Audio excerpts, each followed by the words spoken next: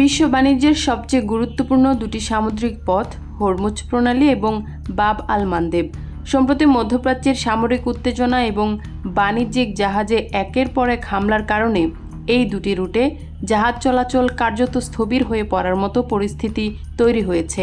তবে কোনো সামরিক ব্লকহেড বা বাধা দিয়ে নয়, বিশ্ব বাণিজ্য থমকে যাচ্ছে মূলত জাহাজের বিমা বা মেরিন ওয়ার রিস্ক ইন্স্যুরেন্সের আকাশচুম্বী খরচের কারণে।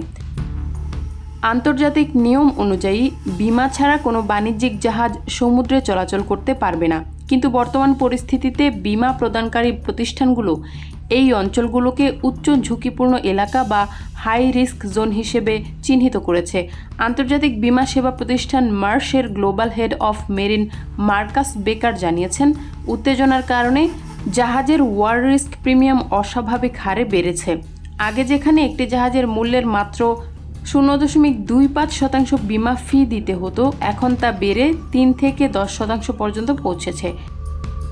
সহজ ভাষায় বলতে গেলে $100 মিলিয়ন মূল্যের একটি জ্বালানি ট্যাঙ্কারকে 7 দিনের ভ্রমণের জন্য আগে যেখানে $2.5 লাখ ফি দিতে হতো, এখন তা বেড়ে 30 লাখ থেকে $1 কোটি পৌঁছেছে। এই বিপুল পরিমাণ বিমা ফি দিয়ে পণ্য পরিবহন করা জাহাজ মালিকদের জন্য প্রায় অসম্ভব হয়ে দাঁড়িয়েছে।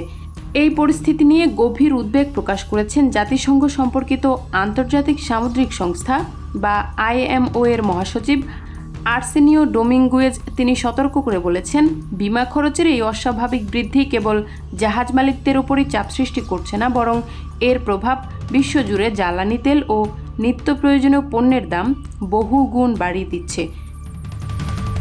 বিমার চরম ব্যয় এড়াতে অনেক শিপিং কোম্পানি এখন লোহিত সাগর এবং পারস্য উপসাগর এড়িয়ে আফ্রিকার কেপ অফ গুড হোপ হয়ে দীর্ঘ পথ পাড়ি দিচ্ছে।